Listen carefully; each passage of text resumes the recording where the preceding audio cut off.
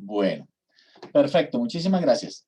Muy bien, entonces les doy una cordial bienvenida hoy, 26 de abril, a todos los que se han conectado, se están conectando y seguramente pues se van a seguir conectando y que aceptaron pues esta invitación para poder conversar y reflexionar sobre un tema de gran importancia, que tiene que ver precisamente con la urgencia y la necesidad no solamente de adaptarnos al cambio, sino de entender que el cambio y la transformación hacen parte de nuestra cotidianidad. Por eso esta conversación o este ratico pues se llama el cambio organizacional entre la tradición y la innovación. Y es cierto, realmente nuestras instituciones en general pues están afincadas y están muy fortalecidas en unas grandes tradiciones. Pero la pregunta es si el estar dentro de la tradición nos permite o no nos permite el que podamos comenzar a considerar, implementar y poner en práctica actividades de innovación. ¿Qué es la tradición? ¿Qué es la innovación? Y obviamente como nosotros traemos cosas que nos han permitido llegar a donde estamos, pero también tenemos un camino por recorrer. Por eso la permanente batalla entre lo que somos y lo que seremos, de dónde venimos y hacia dónde vamos. Espero que disfruten esta conversación, que disfruten esta reflexión, en donde también cada uno de nosotros pues tiene mucho que decir en términos de cuáles son nuestras tradiciones. Pero quisiera comenzar con una cosa muy genérica y quiero decirles también en principio que esta webinar y esta conferencia está avalada por el Hispanic Institute de Utah. El Hispanic Institute de Utah es un instituto de formación internacional que pues le ofrece la oportunidad también al finalizar esta conversación que quienes lo deseen y quienes quieran pueden certificar su participación en esta conversación. Pero pues eso se los contaré al final. Y obviamente pues también en donde ustedes digan realmente lo quiero certificar porque aprendí, porque siento que tengo cosas nuevas y sé que puedo también aprovechar este conocimiento que hoy he recogido para ponerlo en práctica con mi equipo de trabajo, con las personas que trabajan conmigo, con mi familia, etc. Mi nombre es José Manuel Vecino. Soy filósofo, especialista en gestión humana y magíster en gestión ambiental. Durante muchos años he tenido la oportunidad de acompañar empresas, personas y he tenido la oportunidad también de hacer presencia en muchos escenarios con equipos de trabajo, entre ellos con el Ejército Nacional, en donde he tenido la fortuna, y digo yo la oportunidad también, de poder acompañarlos en temas de talento humano, diccionario de competencias, gestión humana, etc. Entonces, pues ahí les cuento un poco quién soy. Quiero iniciar con una pequeña reflexión sobre lo que son los paradigmas, el paradigma empresarial, el paradigma institucional.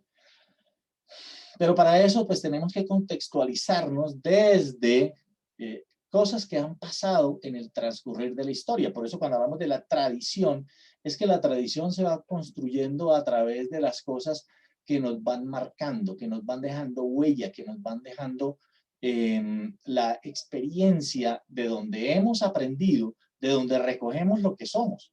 Por eso la historia de la humanidad es precisamente el componente fundamental de lo que realmente es un paradigma en la tradición. Cosas que pasaron, descubrimientos, inventos, hechos significativos que fueron haciendo lo que somos hoy. O sea, sin eso no seríamos lo que somos hoy. Pero siempre está el reto y siempre está la pregunta de decir, bueno, ¿qué queremos hacer nosotros con todo lo que ya tenemos? En ese sentido, quizá nosotros hemos escuchado muchísimas veces que dicen debemos romper paradigmas. Claro, podemos romper paradigmas, pero siempre estaremos creando nuevos paradigmas. Es decir, nuevas interpretaciones de cómo son las cosas y de qué es lo que ha pasado. Por eso, muy rápidamente lo que les quiero mostrar aquí es algunos hechos significativos en la historia de la humanidad que fueron transformando lo que nosotros somos, que nos fueron afincando en convencimientos, en realidades, en afirmaciones, en verdades, en características, en donde dice nosotros somos así porque, y pensemos en el fuego.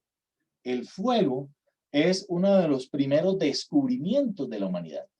Y a partir de ese descubrimiento podemos encontrar que el fuego hizo que le perdiéramos el miedo a la noche, porque se iluminó. Hizo que le perdiéramos el miedo al frío, porque nos calienta. Hizo también que pudiéramos hacer cocción de los alimentos. Y entonces comenzamos a transformar la manera como nosotros nos relacionamos, la manera como nosotros hacemos las cosas. Ese es un hecho paradigmático. Es decir, que sin el fuego, ¿se pueden ustedes imaginar la historia de la humanidad sin fuego? ¿Qué sería de la historia de la humanidad sin fuego? Otro componente muy importante es el lenguaje. El lenguaje que nos permite desarrollar o nos permitió desarrollar las estructuras comunicativas, las palabras, el significado, el significante, el emisor, el receptor, y poco a poco también se fueron configurando distintos tipos de lenguaje, el lenguaje escrito, el lenguaje verbal, el lenguaje de señas. En las cuevas comenzaron a aparecer y a pintarse un montón de componentes que nos permitieron entendernos y comenzar a construir conocimiento. Muy importante. La rueda por su parte también fue otro hecho paradigmático porque de alguna manera comienza a circular nuestros pensamientos y la manera como nosotros nos relacionamos. ¿Cuánto nos facilitó la vida la rueda? Yo creo que para todos nosotros esto ha sido muy importante, el poder encontrar que la rueda nos transporta, nos lleva, etc. Entonces, por eso incluso nosotros en el lenguaje cuando hablamos decimos seamos circulares, circular para poder avanzar, para poder rotar, etc. El caso de la moneda. Veníamos del trueque, ¿se acuerdan ustedes? Entonces, el trueque simplemente lo que hacía es que cambiamos un producto por otro. La moneda comenzó a tener valor. Y eso es bien importante porque dentro de los hechos paradigmáticos que construyen la humanidad está la transacción. ¿Qué me das? Pero ya no me tienes que dar cosas. Me das una moneda. Después, obviamente, papel. Y ahora, pues, estamos los Bitcoin y todas esas cosas. Pero al final, uno dice también, es una manera como nosotros le damos validez y valor a la transacción. La imprenta. Como en algún momento de la historia de la humanidad apareció la imprenta. Apareció la posibilidad de que nosotros podíamos comunicar nuestras ideas, nuestros pensamientos y todo lo que nosotros creíamos o creemos simplemente con imprimirlo. O sea, el hecho de que esté impreso, pues obviamente en ese momento era la imprenta. Hoy en día lo hacemos pues a través de los computadores, etcétera. La pólvora, que en su momento nace con unas intenciones, pero poco a poco la pólvora se nos volvió paradigmática porque precisamente en el ejercicio también de poder encontrar el uso de lo que es, la pólvora como beneficio, pero la pólvora también como defensa y en los diferentes usos que le vamos dando.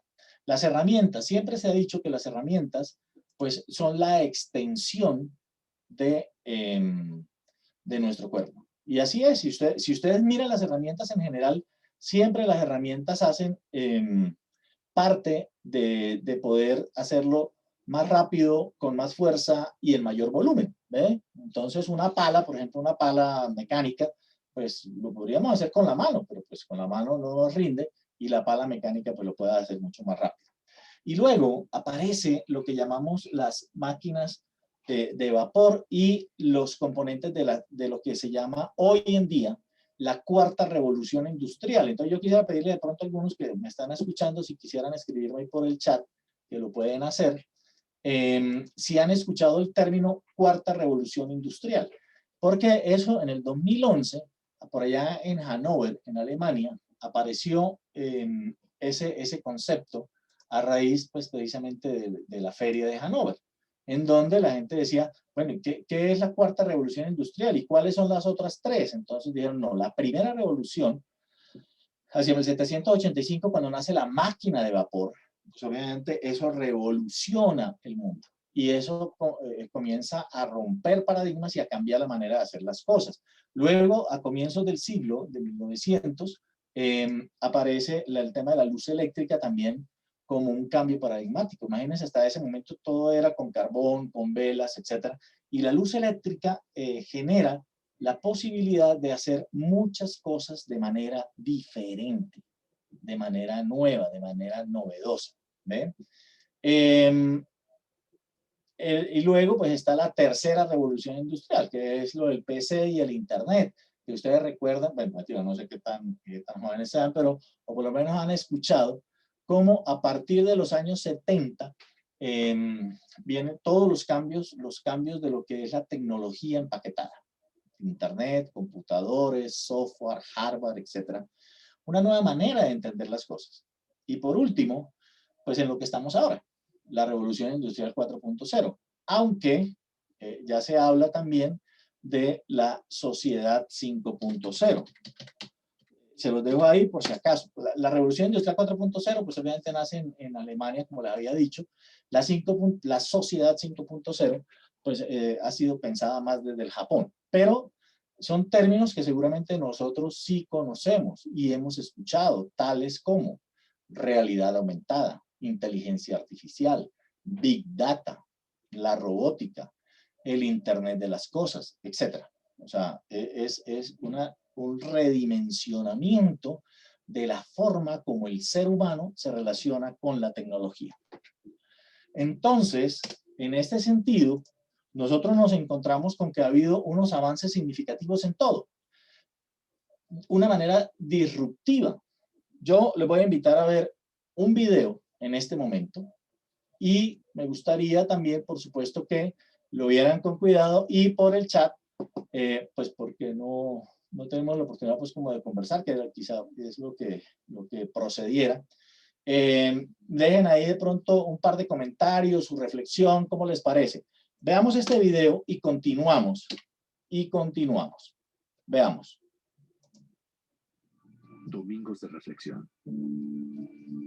Habitantes, algo está cambiando. Spotify está perdón. Solo quería preguntar que si se escucha bien. fundiendo las discográficas. Netflix hizo que ya casi no queden videoclubes y que vaya mucha menos gente al cine. Booking tiene en jaque a las agencias de turismo. Google inutilizó a las páginas amarillas. Airbnb está atemorizando a los dueños de los hoteles. WhatsApp amenaza a operadores de telefonía fija y celular. Las redes sociales a los medios de comunicación. Uber a los taxistas. OLX está acabando con los avisos clasificados. Los smartphones condenaron a las casas de fotografía. Zipcar hace la vida imposible a las compañías de alquiler de vehículos. Tesla pone en duda el futuro de las automotrices. El email complicó a los correos postales. Waze acabó con los GPS. Original y Nubank amenazan al sistema bancario tradicional. La nube hace cada vez más inútiles a los pendrives. YouTube pone en riesgo a las empresas de televisión. Facebook está matando a los portales de contenido. Tinder y similares quitan mercado a las discotecas. Wikipedia mató a los diccionarios y enciclopedias. ¿Cuánto tiempo crees que va a durar tu empleo en su forma actual? ¿Y quieres seguir viviendo como vivías hace 10 años? Te sugiero que te reinventes diariamente para continuar en este juego llamado vida. Siempre yendo para adelante. No porque detrás venga gente, sino porque ya hay mucha gente delante de nosotros que nos lleva ventaja.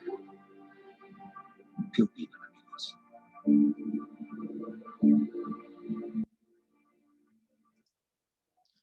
Muy bien. ¿Qué opinan? Fíjense ustedes cómo las organizaciones han ido dando saltos cualitativos también. Es decir, no es simplemente quedarse en hacer cambios cuantitativos o en mejoras, sino también en hacer unos cambios que realmente van a ser significativos. Entonces, allí nos mencionan pues algunas empresas, pero es también la pregunta hacia nosotros mismos, cómo nos estamos reinventando. Y a propósito de la pandemia, fíjense ustedes que siempre nos han dicho, es que debemos reinventarnos, debemos reimaginarnos, cambiar las maneras de hacer las cosas.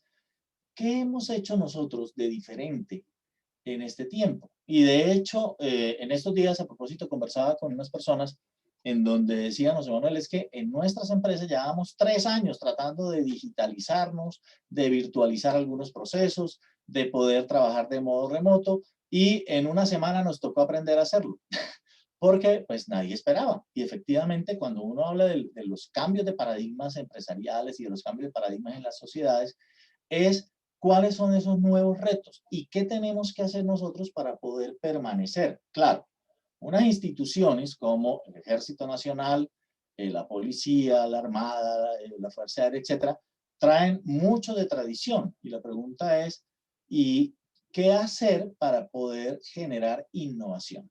¿Qué podemos hacer para poder convertirnos también en protagonistas de nuevos escenarios? Yo simplemente lo que les quiero contar ahorita es para que lo tengamos como referente. Fíjense lo que ha pasado en empresas. Entonces, ustedes pueden ver ahí un ranking de las 20 empresas líderes en marca en el mundo.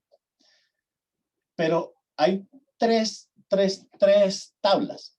Una fue tomada, o 3 fotografías. Una fue tomada en el año 2000, otra en el 2018 y otra en el 2020. Y cuando comenzamos a ver los nombres de las marcas, vemos, por ejemplo, solo voy a referirme a las 5 primeras porque obviamente no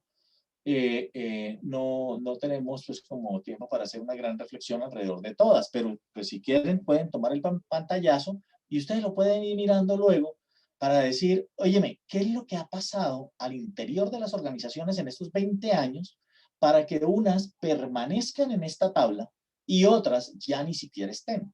Ya les cuento un solo casito. En el año 2000 estaba Coca-Cola, Microsoft, IBM, Intel y Nokia. En el año 2018 ya aparecen nuevos jugadores que ni siquiera estaban en el año 2000, como Apple, Google, Amazon y Microsoft y Coca-Cola, que estaban de primero y segundo, ya aquí comienzan a aparecer en cuarto y quinto lugar. Y en el año 2020, 2 años después, pues este acaba de salir este ranking, está Amazon, Apple, Microsoft, Google y Visa. Entonces, si bien es cierto que algunos jugadores del 2018 todavía permanecen ahí en el 2020, pues obviamente está este cambio. Para quienes son curiosos y quisieran leer un poquito sobre, por ejemplo, qué es lo que pasa en las organizaciones cuando, por ejemplo, no logra generarse pues toda la sinergia orientada hacia el resultado y querer obtener la realidad de su organización, les recomiendo un texto que se llama, y si alguien me hace el favor y después lo puede poner aquí en el chat, pues le agradecería muchísimo.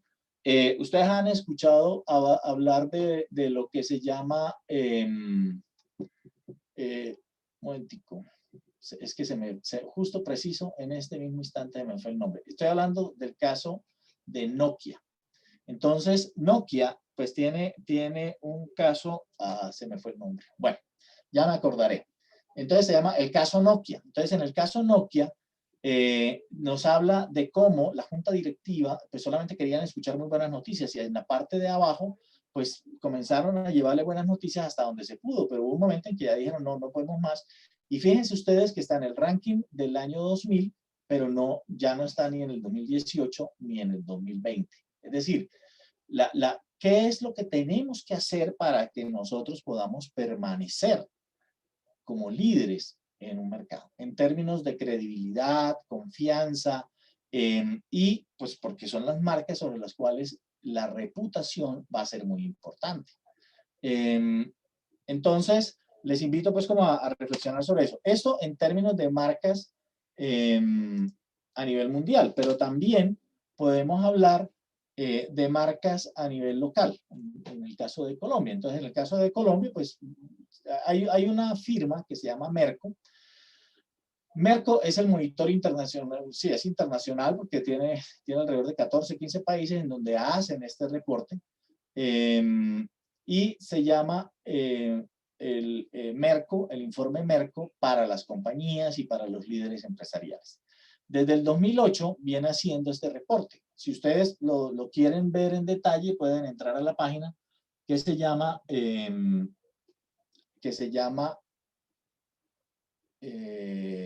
merco.com. Y ahí pues pueden estar el despliegue. Aquí está 2010, 2015 y 2020. Miren los jugadores que encontramos aquí. Entonces, ¿qué es lo que han hecho estas empresas para poder permanecer en el top? Y el informe Merco tiene una característica y es que tiene 6 evaluaciones, más de 24 instancias que son los que dicen quiénes son las empresas que realmente están en el punto y que funcionan alrededor del liderazgo empresarial. Entonces, uno dice, aquí hay empresas de tradición, ¿sí o no? Hay empresas nuevas también, pero en general son compañías que traen una historia, que han construido pues una experiencia alrededor de lo que son las personas, los compradores, los clientes, el Estado, las comunidades, etc. Y si bien es cierto, muchos se parecen, yo solamente quisiera hacer una invitación para ver, por ejemplo, en el 2020, porque ese Merco del 2020 ya incluye el tema de la pandemia. ¿Quiénes fueron las compañías que precisamente por la pandemia comenzaron a sobresalir y comenzaron a generar cosas diferentes y comenzaron a tener pues una muy buena reputación en el mercado? ¿Ven? Entonces, allí están. También les pido, si lo desean, pueden tomar una pantalla. Efectivamente, Lumari, el inmovilismo del líder, claro. Pero eso puede ser también, o sea, y esto es parte de lo que efectivamente quería yo enfatizar en términos de la tradición y la innovación. Y es que nos quedamos estáticos o nos quedamos paralizados o nos conformamos o lo que se llama la zona de confort.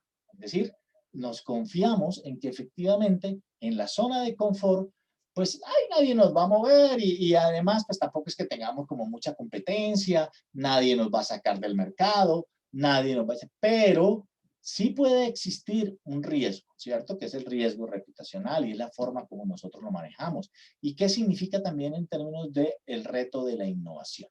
¿De acuerdo? Por eso cuando uno se pregunta, bueno, o nos quedamos con la tradición o vamos hacia la innovación, o ambas. De hecho, yo trabajé en una compañía que en su eslogan orgullosamente decía, tenemos 40 años de tradición.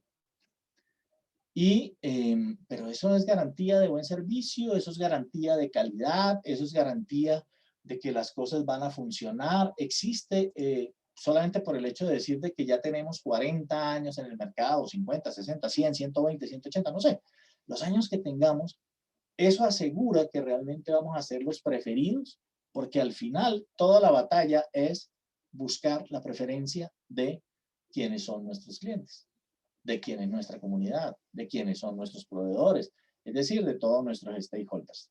Y aquí en esta tabla ustedes encuentran pues como algunos tips de decir cómo logramos mantener la tradición, pero generando innovación también.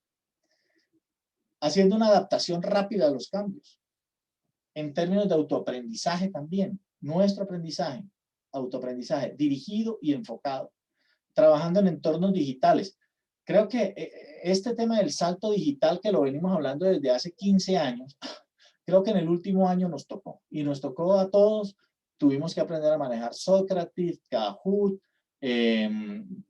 Zoom, Webex, Meet, aprender a manejar pues toda una serie de elementos que quizá antes no necesariamente los utilizábamos. Ahora nos volvemos expertos en redes sociales, etc.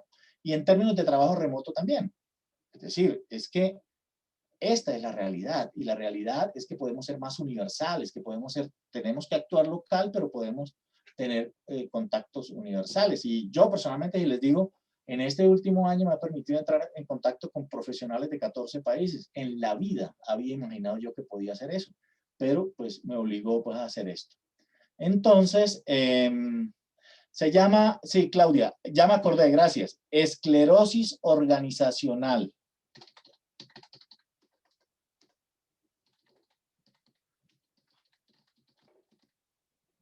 El reto Nokia. Creo que así tal cual aparece así. No, el reto no, perdón, el caso.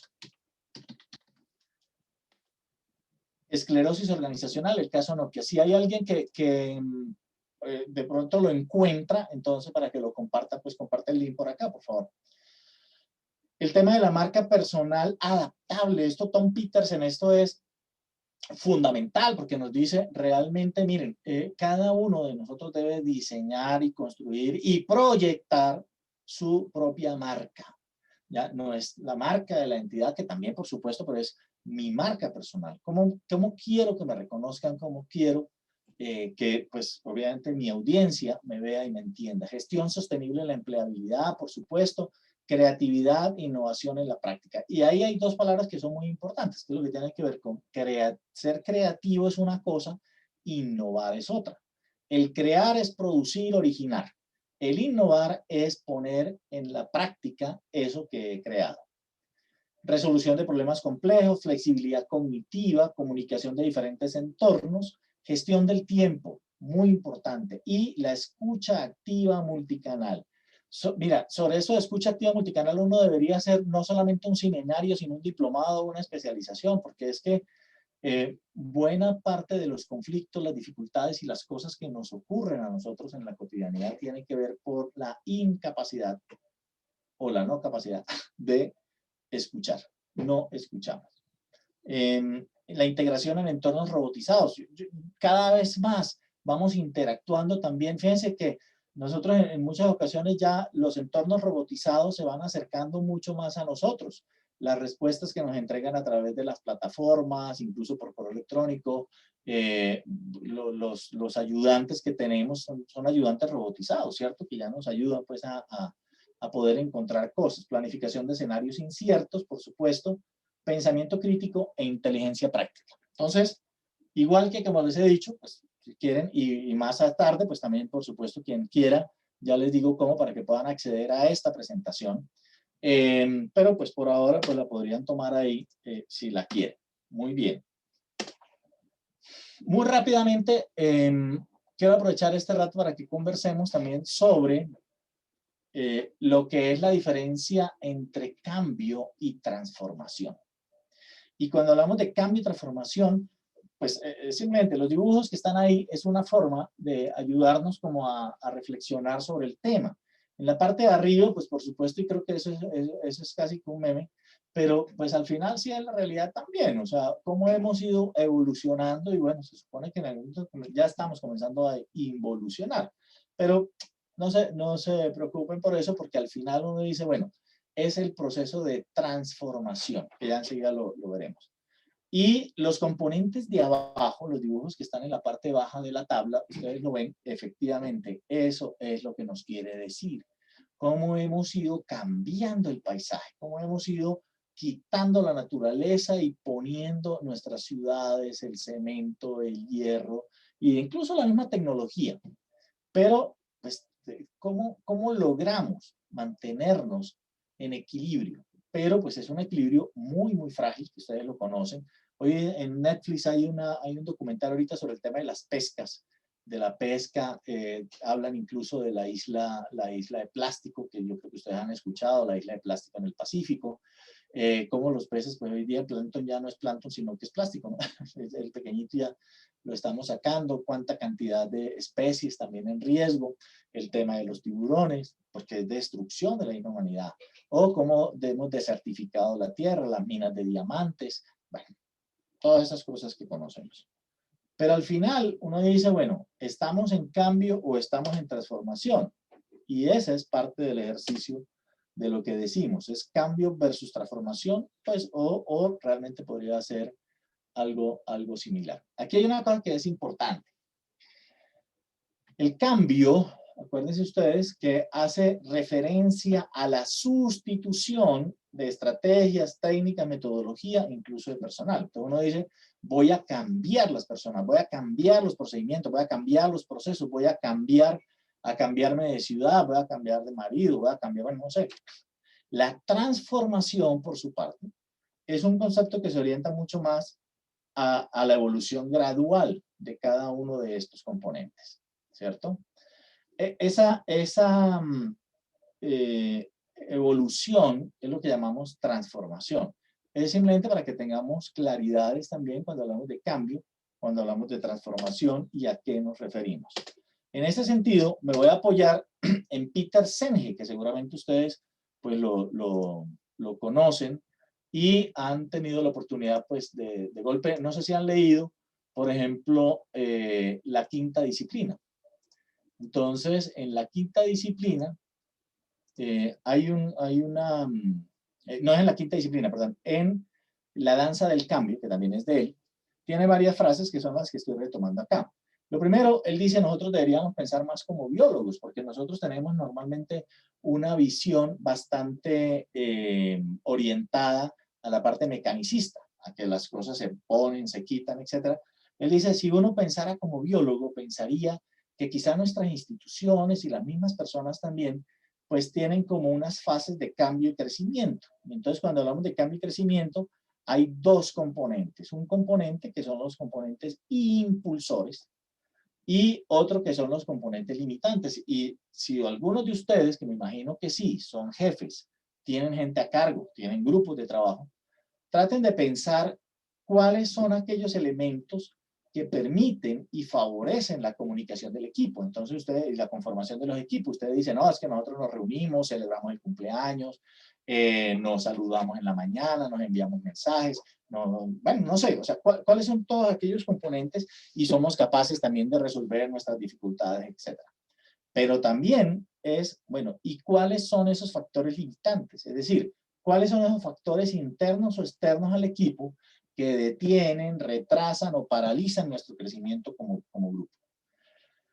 Y uno dice, no, es que aquí nadie acepta lo que el otro dice, es que siempre tenemos que encontrarle peros a lo que se está diciendo, es que estas personas hablan por detrás del otro, es que, etcétera. Bueno, pues hagamos las listas de lo verde y de lo rojo y comencemos a trabajar en el tema. Yo creo que todos nosotros hemos escuchado un término que se llama coaching. Y el coaching como un entrenamiento para poder desarrollar las competencias de las personas, ¿sí o no? Pero el coaching como tal, eso es como en un equipo de fútbol. O sea, usted puede traer el mejor entrenador, pero si el jugador no tiene las competencias, las capacidades, las habilidades, pues no va a resultar nada, ¿sí o no? Por eso dice, si la semilla no tiene el potencial, nada puede hacer el jardinero. Mire, es que ¿cuánto dinero gastan las instituciones? Yo me imagino que también el ejército y la policía y todo gastan mucho dinero en traer especialistas que venga para que le enseñe a escuchar, para que le enseñe a hablar, para que le enseñe a negociar, para que le enseñe, es decir, para entrenar una serie de habilidades blandas en general, pero oiga, no resulta. Entonces uno dice, no, esa plática se perdió.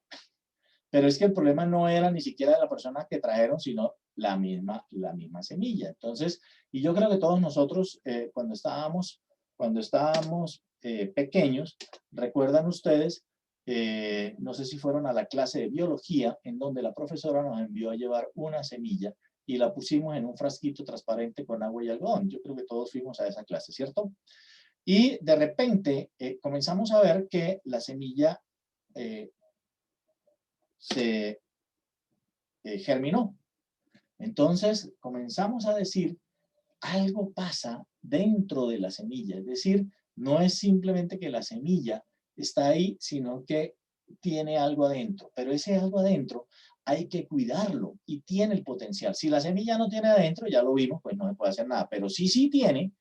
Esa es parte de la tarea que desde gestión humana y talento humano o recursos humanos, como lo quieran llamar, se va desarrollando, ¿cierto? Es decir, ¿cómo logramos que las personas que vienen a hacer carrera, que vienen a hacer su plan de carrera y le estructuramos no solamente la malla curricular de clases, formaciones, sino también, oye, ¿y qué tenemos para entrenar actitudes?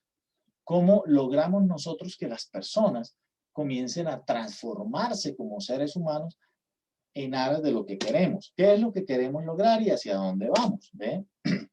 Entonces, ¿y va a haber dificultades? Por supuesto que va a haber dificultades, porque es que a medida que van pasando los días, nosotros seguramente por las tardes llegamos, o bueno, llegamos de nuestras oficinas o terminamos nuestras jornadas, y seguramente habrá días en que estamos muy contentos y muy satisfechos porque hoy logramos hacer cosas importantes. Pero hay días en que también vamos seguramente a estar un poco tristes, un poco acongojados, difíciles, etc. ¿Qué tenemos que hacer entonces? ¿Y cómo podemos, a quién podemos recurrir? Entonces, fíjense ustedes que ahí está, es cuáles son los apoyos que nosotros necesitamos para seguir creciendo. ¿Cuáles son los apoyos que necesitamos para no rendirnos, para no fracasar, para no tirar la toalla? Sino también sabemos que hay dificultad, por supuesto, pero hay que superarlas, podemos superarlas. Y la pregunta, si yo soy el jefe, si yo tengo bajo mi mando y responsabilidad un grupo de personas, ¿qué estoy haciendo para que estas personas pasen de ser semillas y sigan fortaleciendo su capacidad de poder encontrar esa vocación? Una vocación en el servicio, en la gestión y en la actividad para que algún día se van a convertir en esos árboles grandes, fuertes y robustos. Y estoy seguro que cada uno de ustedes un día fue esta semilla. Un día fue una semilla frágil y de pronto pues encontró, fíjese la manita de alguien que comenzó a acompañarle y le fue llevando y le fue ayudando, y cuando hubo momentos difíciles, tormentas, etcétera, pues ahí va. Y hoy en día usted dice, no, yo hoy en día soy una persona grande, fuerte, robusta. Claro. ¿Y cómo le hacemos entonces para acompañar a todos los que vienen en el camino? Esas son mis responsabilidades. Por eso cuando hablamos nosotros de un plan de desarrollo, es sacar lo que las personas tienen para que logren ese resultado. ¿Ok? Muy bien, rápidamente entonces hablamos de cuáles son esos retos y desafíos para el cambio. Por lo general, cuando comenzamos nosotros procesos de cambio, y todas las organizaciones, incluido el ejército, la policía y las fuerzas, siempre van a decir, estamos en proceso de cambio, y es real. ¿Por qué? Porque el cambio organizacional es más una condición que una situación. Es decir, sí, permanentemente tenemos que estar identificando qué cosas tenemos que hacer. Ahora bien, si yo tengo la responsabilidad de generar el cambio, ¿cuáles son las principales barreras que me encuentro? Por ejemplo, la falta de tiempo. Porque siempre dicen, mira, me gustaría, pero es que no puedo, no tengo tiempo, no me alcanza. Y yo les aseguro, por ejemplo, que a esta conferencia, a esta reunión, fueron invitados más de 200 personas, lo sé porque me dijeron. Pero pues estamos 30, 28, no importa, porque es que seguramente pues, estamos ocupados y esa es la realidad y esa es la cotidianidad. ¿Cómo logramos sacar el tiempo? Falta de ayuda, que hablábamos ahorita. ¿Quién es mi sponsor? Si consideramos que es pertinente o no, si cumplimos lo que se promete. Los temores y las ansiedades también, ¿cierto? Temor y ansiedad que nos genera la incertidumbre, ¿no? La medición, cómo estamos midiendo y cómo estamos cuidando estas situaciones. Y verdaderos creyentes e incrédulos, y el gobierno organizacional. ¿Quién está a cargo de esto? O sea, siempre que, y claro, a pesar de que nuestra institución es totalmente vertical y va de arriba hacia abajo, la pregunta es, bueno, ¿quién está gobernando pues el cambio? La difusión y la estrategia y propósito. Muy bien. Ya para ir finalizando, ir abordando pues como las partes finales de lo que es gestionar el cambio, recuerden ustedes la importancia de la barrera emocional. No quiero significa que es el temor que sentimos de cuando nos van a poner cosas nuevas, ¿cierto? Porque seguramente la gente emocionalmente dice, ¿eso qué significa? Seguramente me va a tocar poner más tiempo, más esfuerzo, más energía. No, me niego a eso. Otros dicen, no puedo. Pues es que tienen razón. Es que no saben si tienen o no tienen las habilidades para poder hacer la tarea. O no conozco. Entonces, pues, no conozco no es de conocimiento. Ese es el anterior de no puedo. El no conozco es, bueno, ¿y qué va a pasar con esto? O sea, ¿por qué lo están haciendo? ¿Qué sentido tiene cambiar? ¿Para qué vamos a cambiar? Dígame usted qué gano yo con esto. ¿Me van a subir el sueldo? ¿Voy a tener más vacaciones? Etcétera, etcétera. ¿Ok? Los 8 pasos que ustedes conocen del cambio efectivo también de John Kotter. Primero es crear sentido de urgencia. Miren, si la gente no siente que esto es importante, que esto es urgente, que esto vale la pena, pues lo vamos a dejar por ahí. O vamos a formar una coalición. Busquemos a aquellas personas que crean en el cambio y que quieran cambiar. Y generamos una visión conjunta, ¿de acuerdo? Y comunicamos la visión. Y vamos generando nuevas prácticas, es decir, que los demás se conviertan en protagonistas también. Y lo que siempre le digo yo a todas las personas que tienen un cargo, miren, triunfos tempranos, triunfos de corto plazo. Porque si a mí me contratan o me traen para hacer algo y van pasando los días, los meses y los años y dice, oiga, pero pues yo no noto pues como un mayor resultado, pues por supuesto ahí vamos cambiando. Asegurar las mejoras y anclar el cambio en la cultura organizacional. Bueno, muy bien. Recuerden ustedes, en todas las iniciativas de cambio tenemos casi que, pues antiguamente se mencionaban 3, hoy día yo menciono 4. 1, los protagonistas. Los protagonistas son los líderes. Son los que dicen, si no cambiamos, nos cambian. Si no cambiamos, pues ¿para dónde vamos a ir? ¿Cierto?